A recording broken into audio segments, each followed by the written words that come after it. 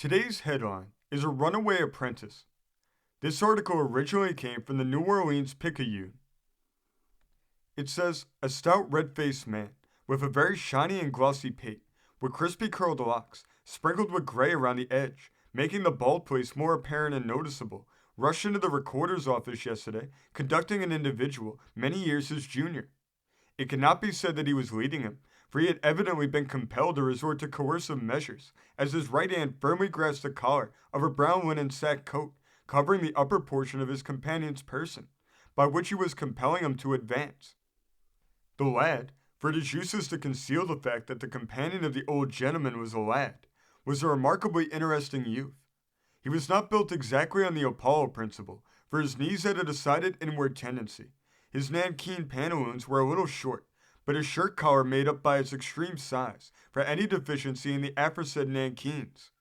His sandy hair was cut very close to his head, that it seemed a matter of extreme doubt whether it would ever attain any considerable length. The old gentleman sat his companion forcibly down upon a bench, arranged his own voluminous sack coat, and wiped his face with a brown silk handkerchief. "May it please your honor, if your honor's at leisure," commenced the stout gentleman. "I've got a very aggravated case here. I might say a hard case, only I won't be vulgar. That 'ere lad, sir, is a refectory apprentice of mine, sir, and I wants to have him dealt with the utmost vigor of the law, sir." "Ah," exclaimed the recorder, "you were a licensed victualler, I suppose." "A whittler, sir," ejaculated the stout complainant, with a reproachful smile. "A whittler? Does I look like a whittler, sir?" And here the complainant displayed the folds of an enormous ruffle that had been partially concealed by being tucked under his waistcoat.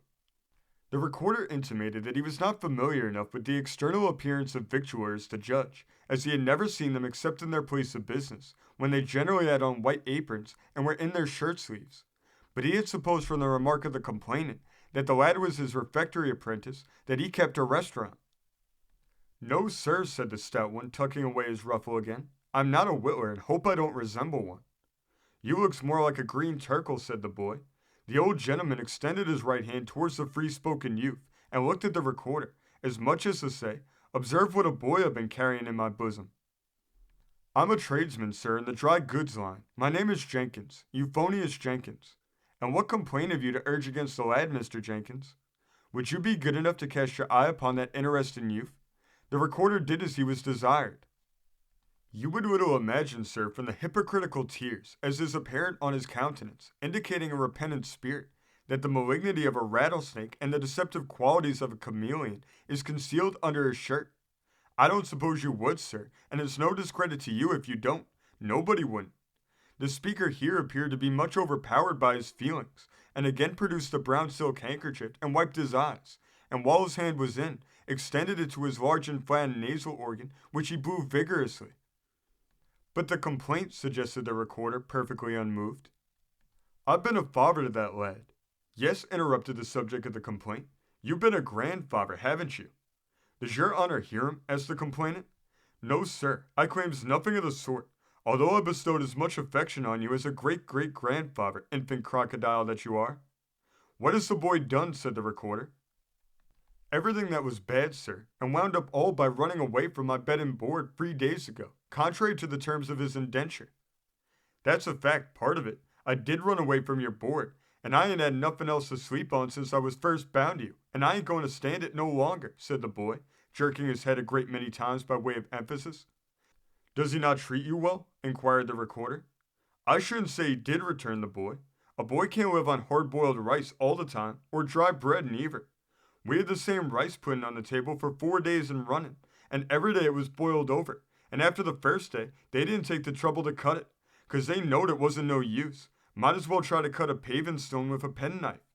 There'd been a big chunk cut out the first day, and the boys all knowed it was the same pudding by that, and refused it, 'cause they couldn't make no impression on it, and so we had to eat dry bread and drink water. It may do very well in England, but it don't do this side of the fence nohow." "Sir," said the stout gentleman, getting very red in the face, "my bosom, sir," and here he thrust his right hand under his waistcoat, "has always been filled with the milk of human kindness, but the conduct of that there boy is enough, sir, to stiffen it. He was treated like a son, sir, but tore himself away from the parental roof." "Yes, and you tore my coat a trying to get me back," chimed the boy. Sir, continued Mr. Jenkins, I've been as tender of that youth as John Tyler is of his last born, or Queen Victoria is of the infant Wales. You'll excuse me going over the water for a comparison, but I can't help thinking of Home Sweet Home as the old song has it. There is no manner of truth in anything he's been a-tellin', sir. He lives off the very fat of the land. Yes, when the mutton's tainted so you can't eat it, interrupted the apprentice. The recorder here suggested that as there was a mutual dislike between the parties, it would perhaps be better for both to cancel the indentures.